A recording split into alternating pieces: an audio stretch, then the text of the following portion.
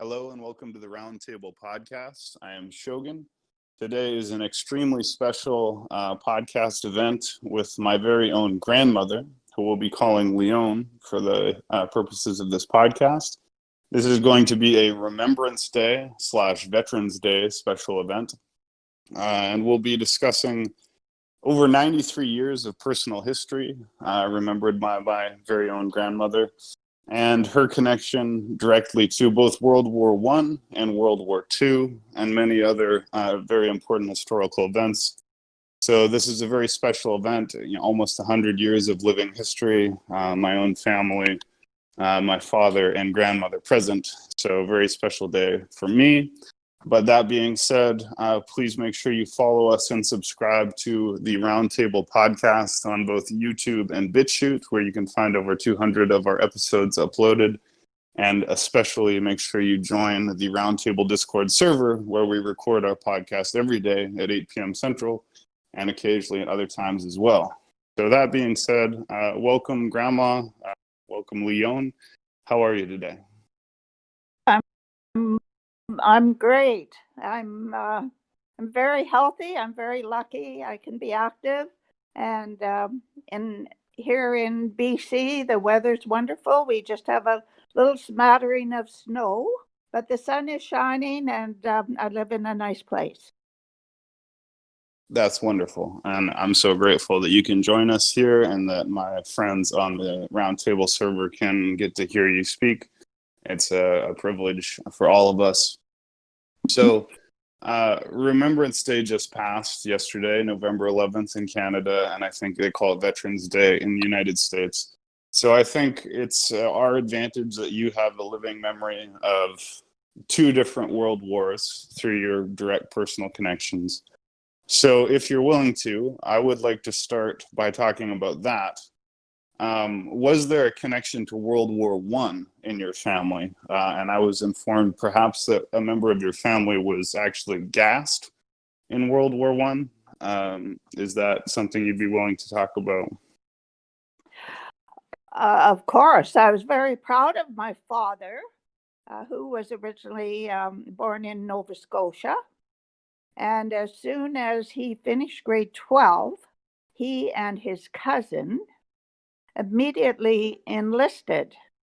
I think they spent quite a long time training in Halifax, and then they were sent to England, and they trained there for at least a year, and then they went over to France, and it was in I'm not quite sure how long he was there.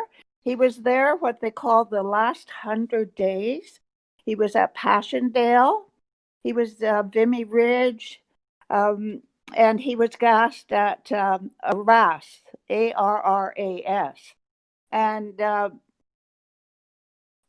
interesting thing was then, because he was gassed, that he was in hospital for a long time in England.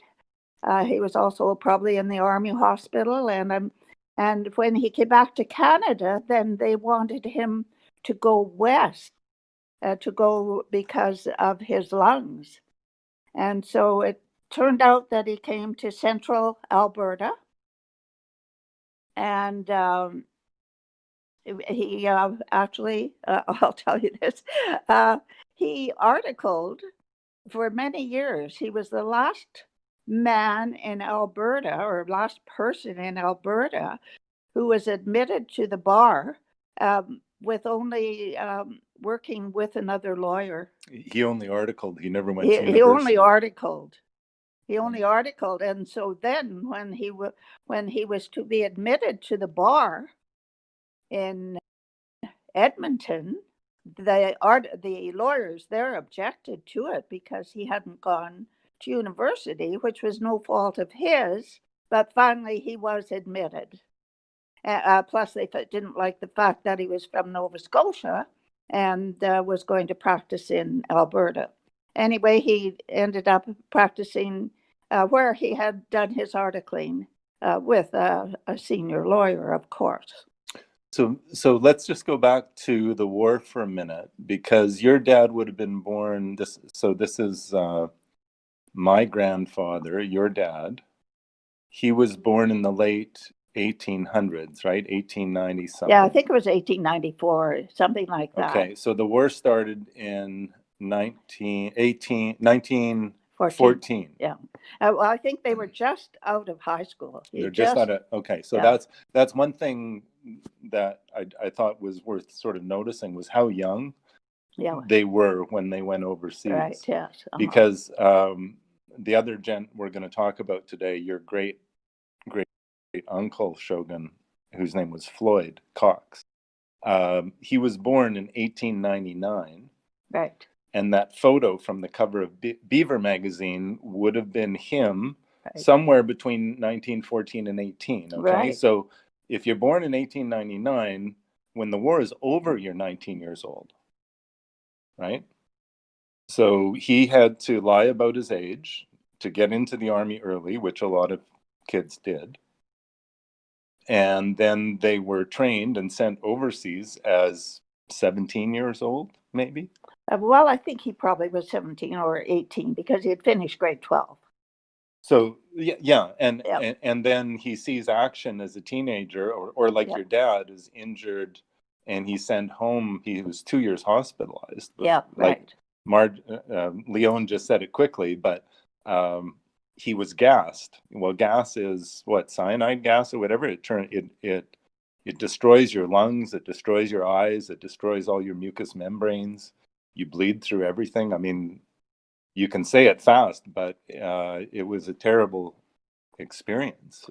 So on that point, if I can just clarify, so so this gentleman was gassed, right? So Grandma, tell us, like, what was his situation there? Did he get flown away from the war and return home and recover? Was that the end of his time in the war? What happened after that?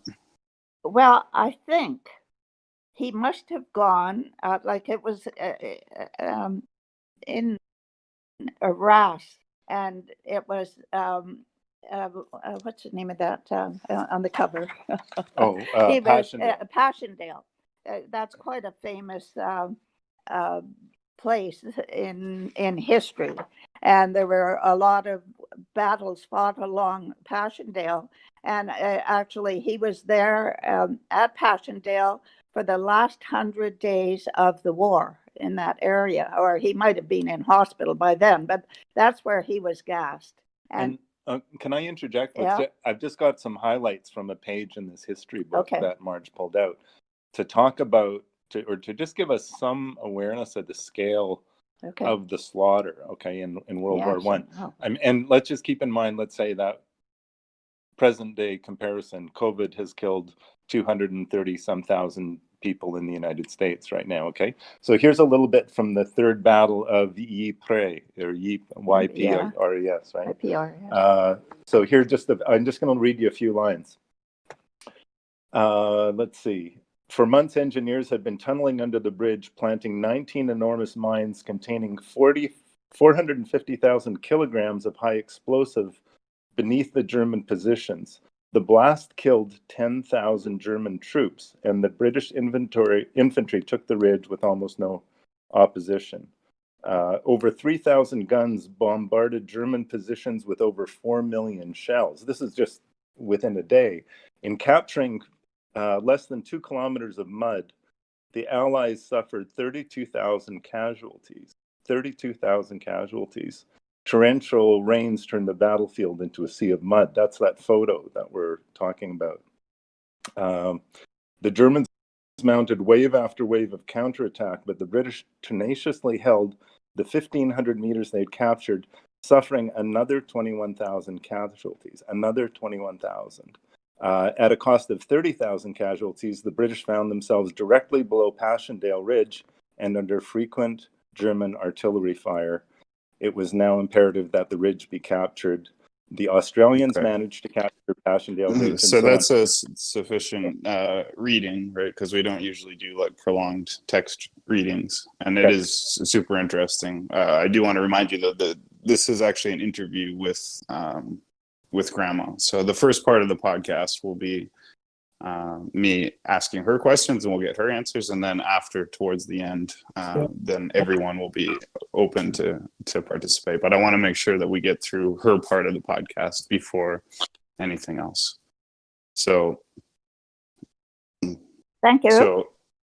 So that being said, Grandma, so the first question I asked you was your personal connection to World War One, right? And that was through this individual. And I'm sorry, my memory is terrible. Can you remind me his name? Who was gassed in World War One? His name was Wilfrid Laurier Connaught. Okay. K-N-E-U-T. So I often hear that I am descendant of the Connaughts. So I have my ancestor, Wilfrid Laurier Connaught, was gassed in World War One. Is that correct? Yes, right. Okay. And so who would be a relative of yourself or myself who was affected directly by World War II? And I know that you've said this already, but a name. Well, with World War II, my husband, Albert Church, joined the Army when he was 18, directly again out of school. He joined the Canadian Army. His two brothers were in the Army in Holland and France. They were active soldiers in the war. Albert, my husband, was fortunate when he joined. They put him into university for a year with they were training him to be an officer. So he went into engineering for a year. And so by the time his year was completed, the war was over. My brother, Rodney Connaught, also joined the Air Force when he was just out of school at 18. And because of the fact that the war was almost over, he never got overseas either. But there were, at that time, during the war, young people, young men were anxious to get out and fight for freedom. Right. So let's talk about Grandpa's connection then. So my understanding was Grandpa served as a drill sergeant or like a training instructor. Is that correct? Albert? Yes. Yeah. He was sent to Calgary, and he was training men down there for a short time. Right. And so Albert never saw combat, correct? He didn't actually get deployed into combat during World War II. No, he never did get into combat. Okay, so that is interesting as well. But tell us about what was the effect that World War II had on you, right? You obviously weren't deployed as a soldier or anything like that. But how did it change life for you as a girl, or a young woman at that time? Like, what was the shadow that the war had over your life? How did it change how it felt to be a woman then?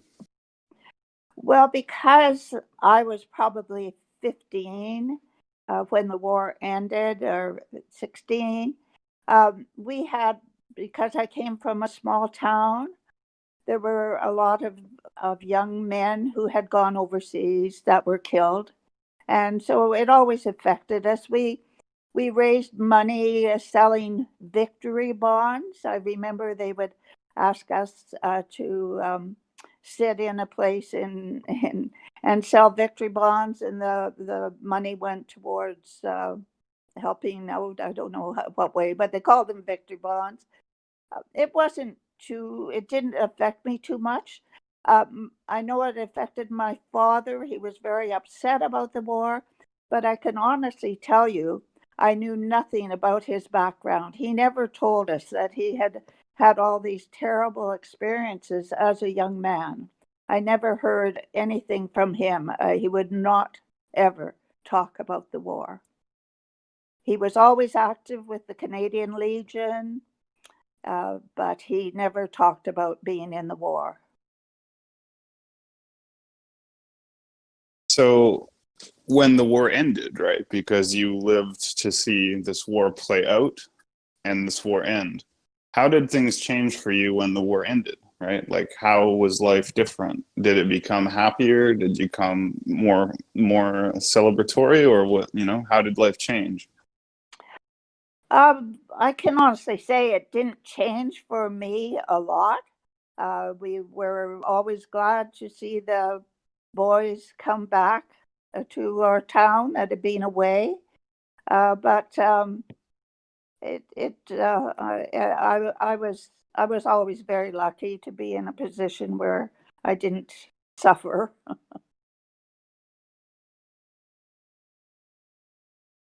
Okay, so I mean, we very briefly talked about World War One and World War Two, how they directly affected you and my grandfather, Albert.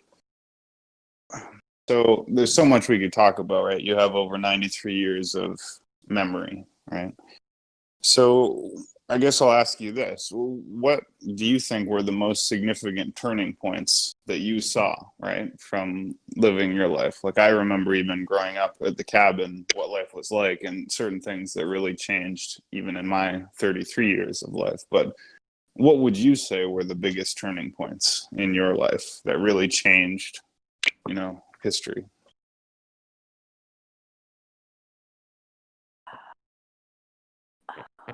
I I I really don't know that it changed my life. I was just too young. I wasn't really ever. I didn't know of all the we didn't know of all the terrible things that were happening in Europe at that time. We knew a war was going on, but we didn't know how awful it was. We welcomed back Al's two brothers, where they came back from the war. My brother, who had joined the Air Force, he came back. And so life was pretty normal once again. We were able to drive a car. I remember when I was young, my father had taken the tires off his car because I don't know if they gave away the tires or not, but we never drove anywhere. We always walked, and Rubber was in short supply. rubber was in short supply. Yeah, right. But anyway, actually, it wasn't a big change in my life. I was fortunate. I think Shogun's question was also about, in your whole life, what are some of the big changes that you've seen?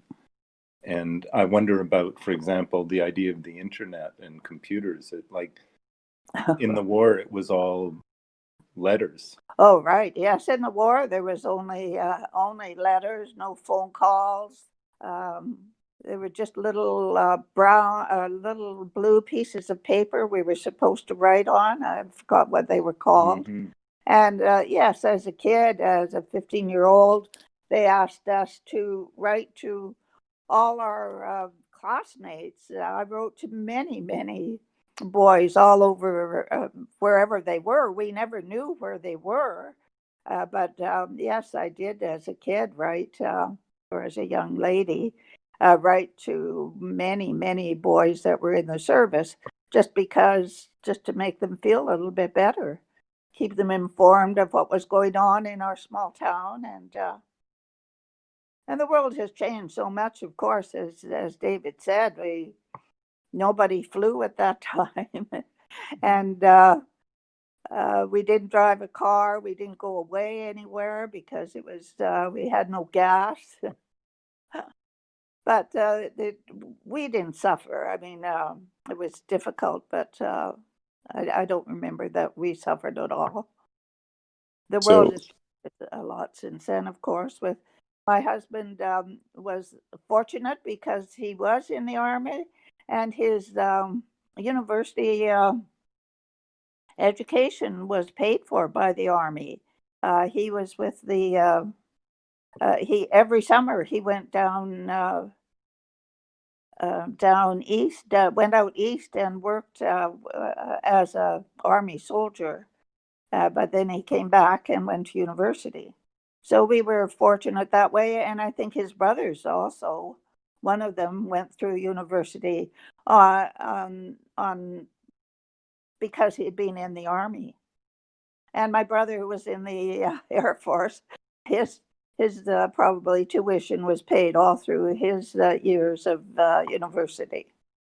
So we really didn't suffer. We were fortunate in the way we were helped.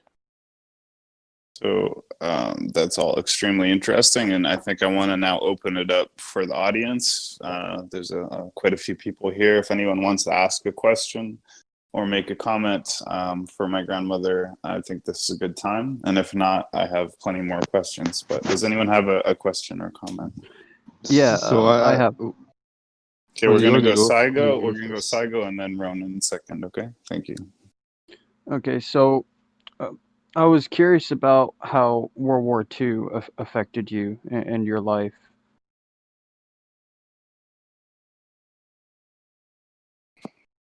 Well, because I was a little bit younger, I was able to go through school without a problem, and as I say, I had a lot of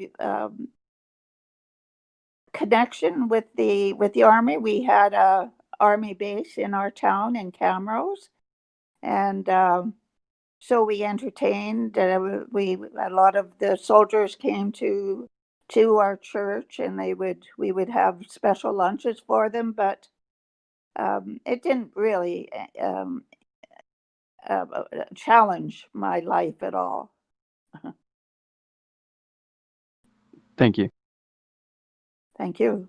Okay, so Ronan, it's your turn to ask a question. Thank you, Saigo. Yeah, so I have a few things to add. I was going to ask, do you think that the Second World War was necessary in itself at the time?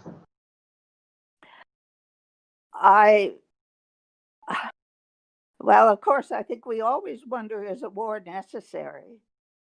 I don't think at that time we questioned it. They talked about we needed it for our freedom.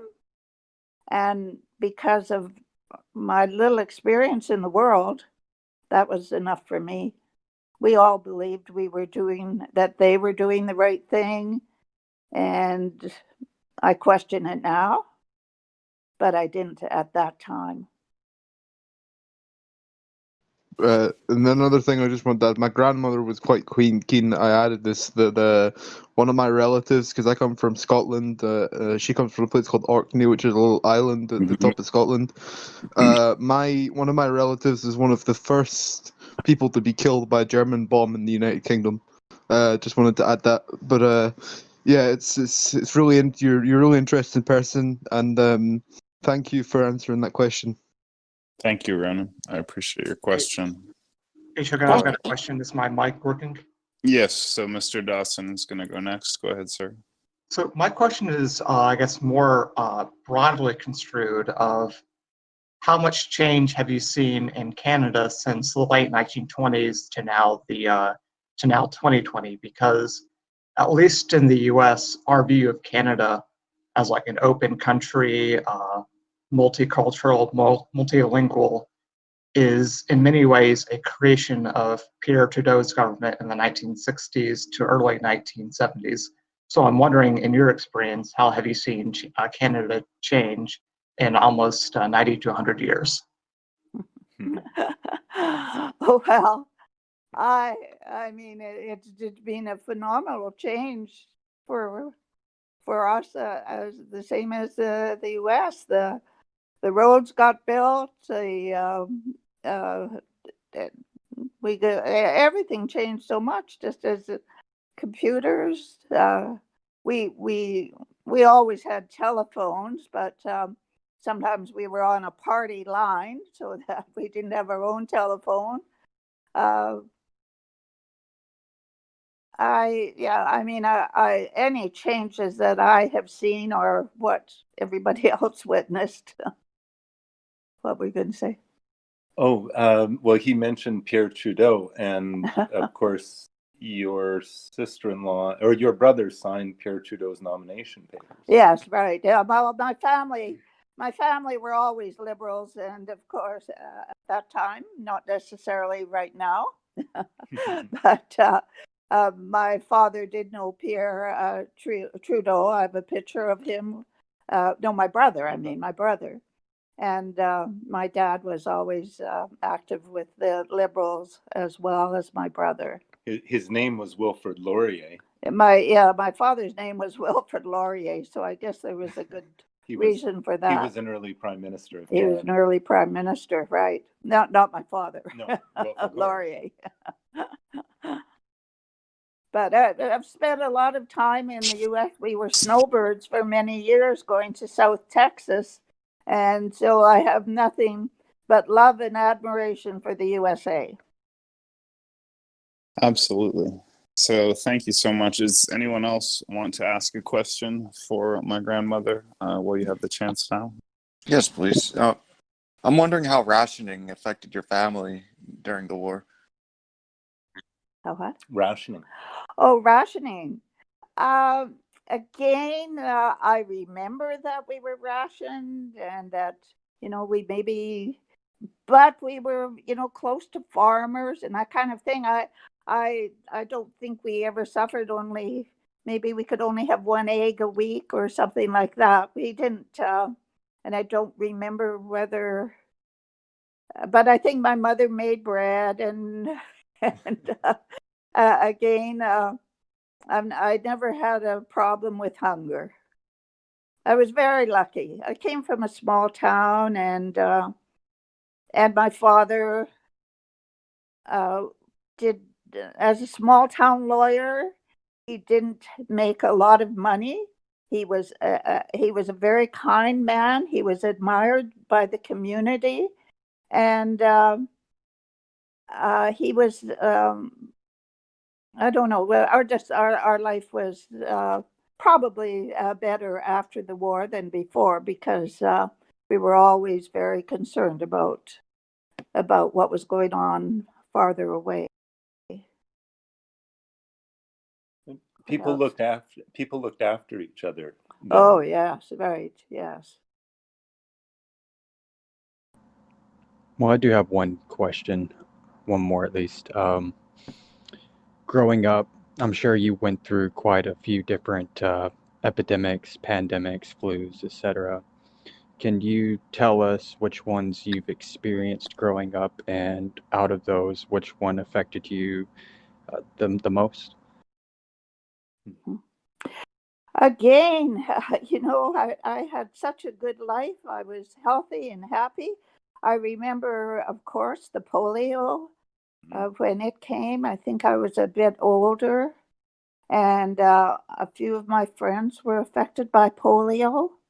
And I could remember being very careful, and I don't think we could visit. The schools weren't closed or anything, but it was of concern. And again, it didn't affect me directly, but I did have friends that were affected. Thank you, ma'am. Thank you. It actually leads me to another question is we've seen since the 90s there being a new anti-vaccine movement, and at least talking to my own grandma, she's a bit surprised because in her lifetime, diseases such as polio, mumps, and the measles were quite deadly and were only brought under control by the distribution of vaccines. So I'm wondering what you think of the reemergence of these diseases as well as the reemergence of the anti-vaccine movement. Well, I think it's hopeful that the vaccine for COVID will be good. I question whether they've had the time really to test it properly, but they seem quite assured that it will be fine.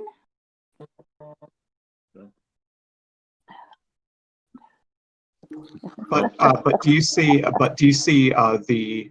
but are you fearful of the rise of the recent rise, at least in Oregon, of measles cases because people are refusing to take the measles vaccine? Of course, that is a concern. I always questioned because I always felt very confident with anything that we were given. I was always confident with everything that helped measles or chicken pox, or because I never saw that it didn't work. So I'm disappointed that, or I don't quite understand why people feel that it's. I know, I do understand. I have close friends who feel very much against any kind of what's the word? Vaccination. Vaccinations, yeah. And just back to polio, because I'm just old enough to remember that was the thing that was a concern when I was a young child. Right. And so when with polio, they actually created the vaccine. That is, there was a time when there was no polio vaccine, and then they got one, and Right, that was yeah. a huge relief. Yeah, it was a huge relief, of course. So I have a more general question I want to make sure I remember to ask for Grandma. So having lived, a span of life, right, that is greater than most of the people who will listen to this podcast, having lived to a longer age, is there a general advice or general wisdom that you feel you have? Because I often think at 33, if I'd only known at 14 what I know now at 33, right, I'd be better off. So I'm just wondering, is there a general advice for younger people that you feel you've learned that you could share? I I think that's kind of funny. I think we've always wondered that, and about. I remember talking or looking at people that were. We hardly ever knew anybody in their 80s or their 90s. Um, People just didn't live that long. And so I have no idea. I should not be this healthy. I've always sort of taken care of myself, but not to extremes. And I wonder if it's good genes. I can't even tell you what it is. I Scrabble. yeah, right. I don't know. Maybe it's the luck of the draw. Certainly, I think it's good to do the things that you know are healthy and not do the things that you know are unhealthy. That's about the only advice I could give. No worries, and I appreciate that, and I understand what you mean with the luck of the draw. We have good genetics, I guess, in our family.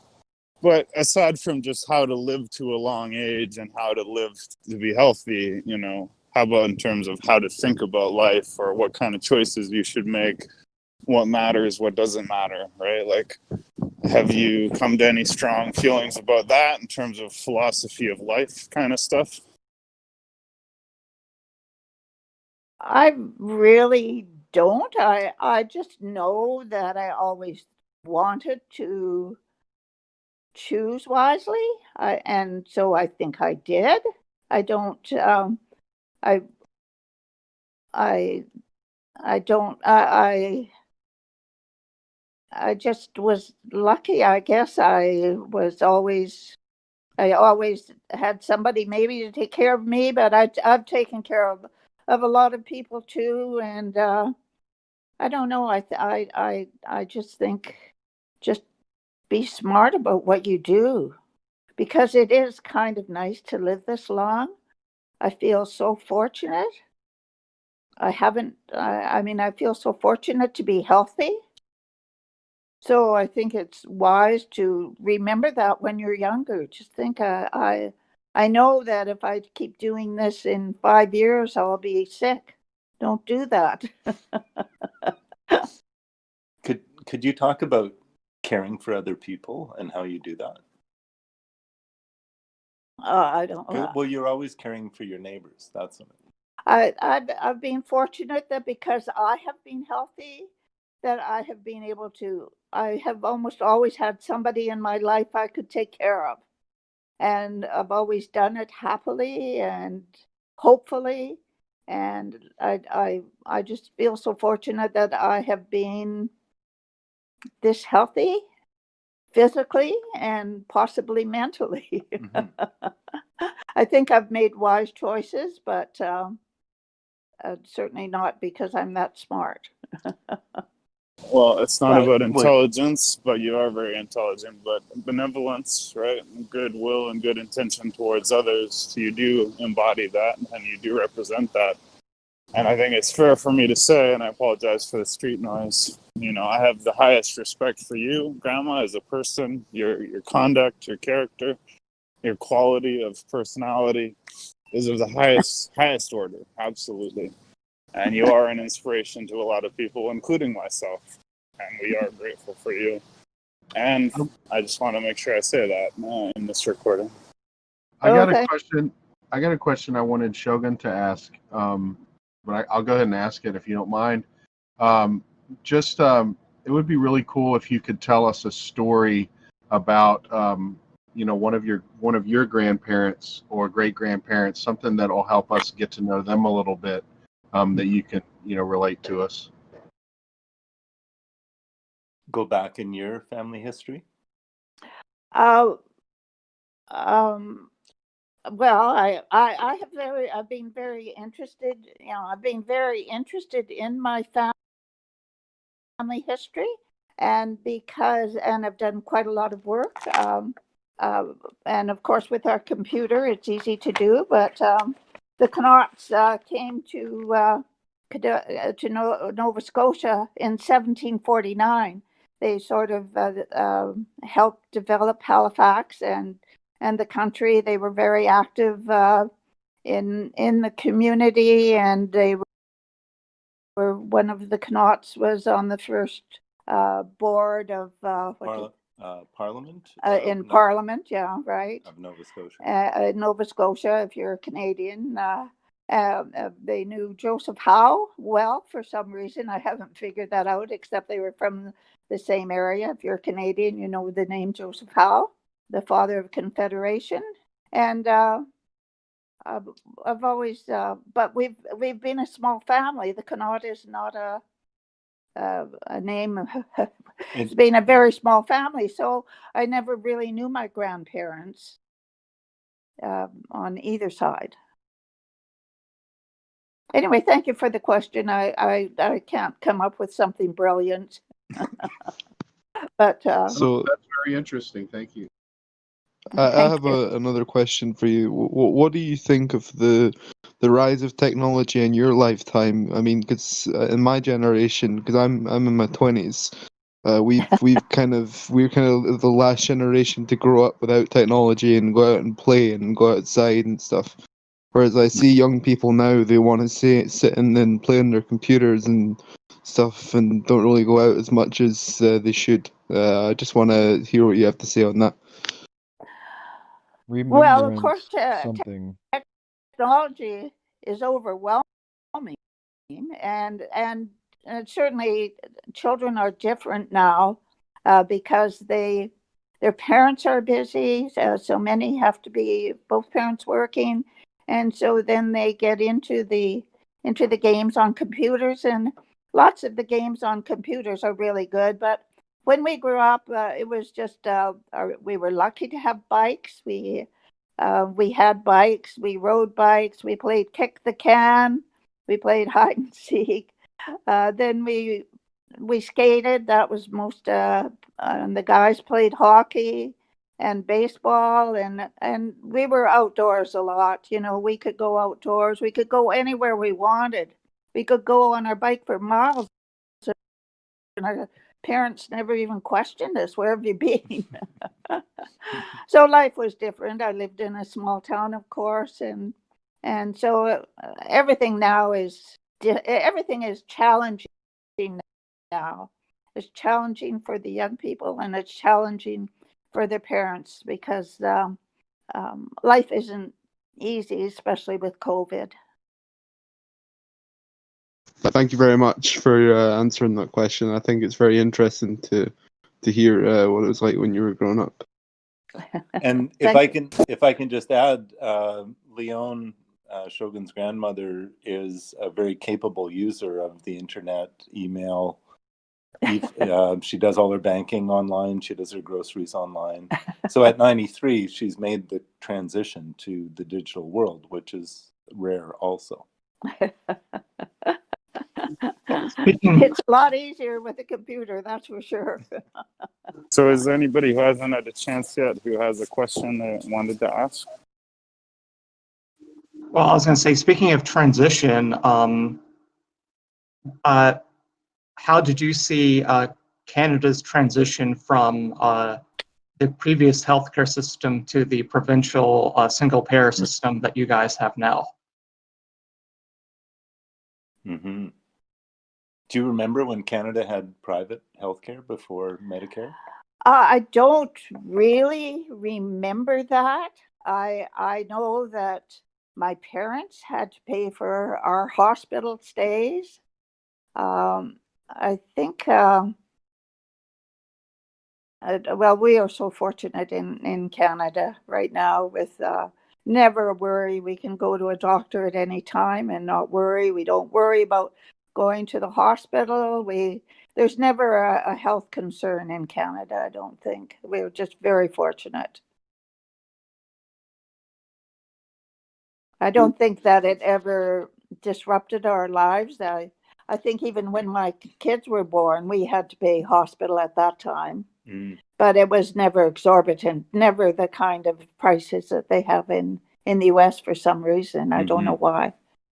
So you don't, so what we're told in the US a lot is that in Canada, there is free healthcare. However, there's also long waiting times. Is that accurate? Is that false? Is the truth somewhere in between? I don't think it's true. I mean, I shouldn't say that. There are waiting times. Certainly there are waiting times, but not if it's an emergency. There's waiting times. Like right now, there's long waits if you need a hip replacement because of COVID, they had to close. Or, even simple thing, not simple, but even eye problems because of COVID, you had to wait. So now there's waiting times. But I don't remember that people have been refrained from going to hospital because there wasn't a bed. I'd never have heard of that. It's never ever been a problem for us that we can't see a doctor or go to hospital when it's necessary.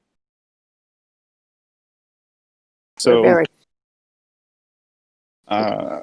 just a general question, how did the Cold War play in your mind in terms of making a major impression, like the fall of the Soviet Union, the end of the Cold War? Can you say anything about what that period of time was like from your experience? Absolutely nothing. I can't say that anything about the Cold War. I don't know. Can you, David? I was thinking of the Cuban Missile Crisis. Do you remember that? Oh, Cuban Missile Crisis. I think we thought if anything happened, we would leave Winnipeg and go to the lake. That's right. we were concerned, but not that much. The Cuban Missile Crisis was under JFK the closest Russia and the West came to pulling the trigger. And I remember as an elementary school being prepped for the duck and cover, put your hands over your head and get under your desk when the nuclear bomb goes off. So as Marge was Leon was a young mother then, and that's a concern as a parent when the whole world is teaching you how to prepare for a nuclear holocaust. Right, yeah. Okay, so the Cold War wasn't a big impact. We talked about World War I and World War II. How about the Vietnam War? Did that make a big impression in any way? I think not on Canada like it did on the US. we were concerned, of course, but it was it wasn't. It was upsetting that all these terrible things were happening, and it was hard to believe.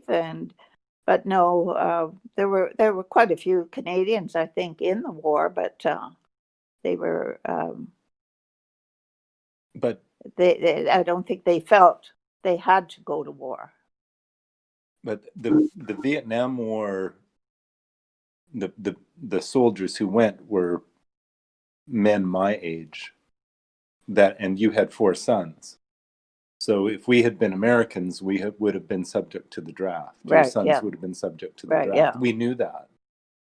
And it raises the question, if we lived in North Dakota instead of in the province we lived in, 100 miles north, we could have been on a plane going in a uniform to Right. shoot people we didn't know. Yeah. So right. generally, from a Canadian point of view, this tended to make us anti-war and either grateful for independence or somewhat anti-American, depending on your drift.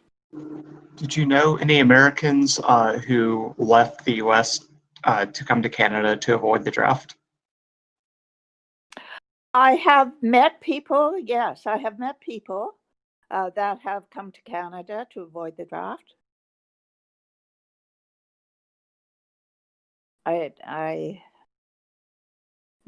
a lot, not a lot, but that we knew of,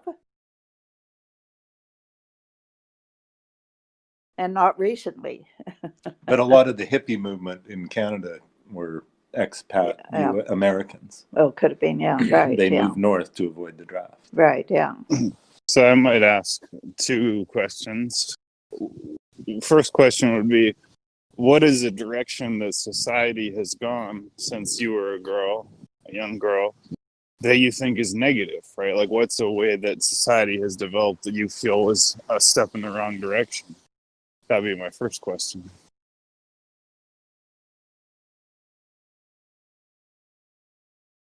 First So question. to put it another way, is there a way that society is going that you feel they shouldn't be going, right? A direction that is a mistake from where it was when you were young? Well, the only thing that I might say is family, is that families are, with both of them maybe working, that they don't have the time that our parents had to spend with us. I don't. What would you say? I really can't give a good answer. I think that was a good answer. I think that was a great answer. Families, spending more time with your family, sure. That's a great answer. And then the flip side of the same question is there a direction in which you could say, I'm glad society has gone in this direction. This is good. This is positive. We're moving in the right direction. Right? Is there something like that? Right. That's a So- question. No, that's What do good. you Yeah. what do you Yeah, think thank is the you. secret? Oh, sorry. I would say, what do you think No, the secret is I already to? asked the question, Ronan. I didn't need you to ask another question. I was just waiting for her I answer. do apologize. Okay, you go ahead. So where do you think we're heading in the right direction as a society? We're heading in the right direction as a society. Yeah, is there a way that there's progress that's happening that you think is good, right?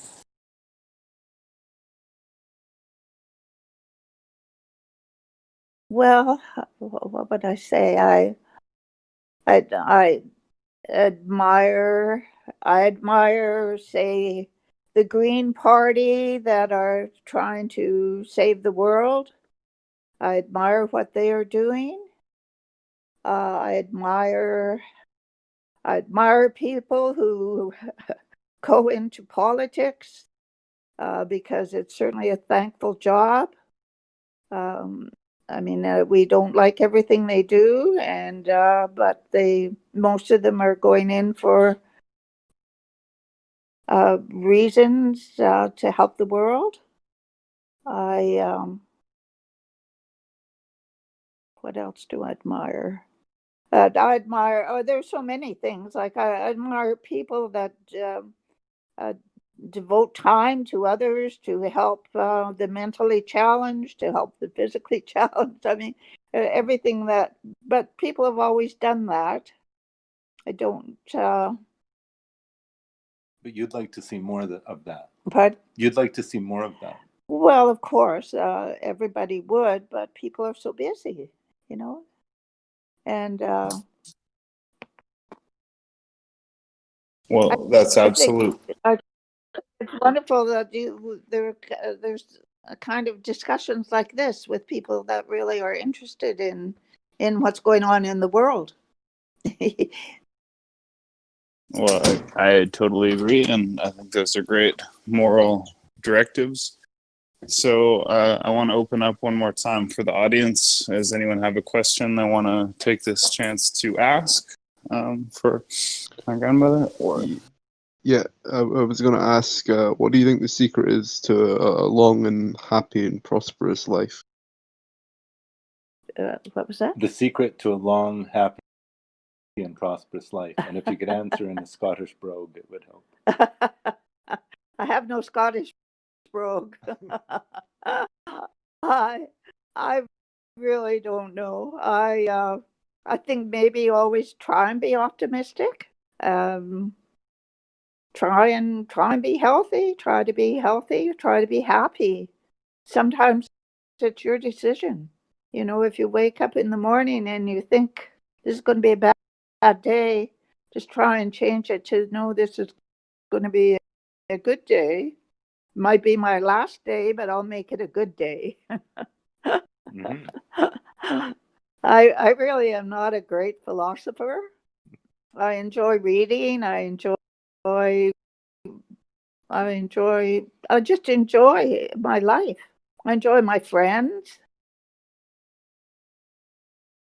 well, those are wonderful attitudes, and I think I might close or work towards the close of the podcast by saying, if you have a few hundred people or maybe a few thousand people who hear this podcast, is there a particular message or a statement you'd like them to hear? Right? You know, what would be the one message you'd like people to take away from your 93 years of experience in life? I know it's a big question, but you know, you may be a young person, 18, 20 years old, who hears this. What would be your one piece of advice or wisdom? What Henry said. Sure. How about I use what our Minister of Health said about the endemic. Be calm, be kind. What's the other one? Be kind, be calm, be courageous. How's that? That's wonderful. Enjoy your life. Very good advice. Thank you very much, Grandma. So we want to thank you. Sheldon. It was fun. I think you've got an amazing group. I had no idea anybody would be interested in what a 93-year-old was thinking about. Oh, Shogun, I've got one last question. Go ahead. Do you have any embarrassing stories of Shogun as a youngster? Oh, you know, I loved this kid. He was adorable. He was smart. He was. I'll tell you this about him. I don't ever remember being embarrassed by him, but I was very proud of him. He went all through university on scholarships. I think that was pretty amazing. Not just and his master's degree on scholarships. And he was always very kind. I don't ever remember being embarrassed by him. I might have been by his father, who's sitting here with me, and I spent more time with. I have But- some stories, but this is not my show. But thank you for the question. Well, thank you, Grandma. That's very sweet. I have Well- given plenty of occasion for embarrassment to my family, but my grandma sees me through rose-colored glasses, so we can accept that. I think you should. What? He should accept that. Yeah, I of did. course. I did. So that's wonderful. But I just want to thank you, Grandma, because as Remembrance Day passes and there was memory of all these events that me and my friends on the server, we weren't there for in the way that you were. And I know just from listening to it, it offers a value to everybody who hears it, to have that connection through history to someone who remembers it and had feelings about it. It's like, it's weirdly therapeutic, really, to hear someone talk about World War I and World War II and the Vietnam War, say, oh yeah, somebody knew about that. Somebody actually was there for that, because we weren't, right? And it's wonderful. So we could easily do more podcasts about this, but I just want to say thank you for your time. Thank you for your contribution to history. And thank you for being on the podcast, Grandma. It was a pleasure. Well, thank you, Shogun, and thank you to your friends. Well, we'll do it again anytime you want. This is the Roundtable Discord server. You can find our 200 plus podcast episodes on YouTube and BitChute. You can find links to all of the social media through the Roundtable Discord server. Just Google it. Find us on Discord. Thank you, Grandma. Thank you, everybody. Let's jump up to Roundtable 1, and we can continue some discussion for the rest of the night.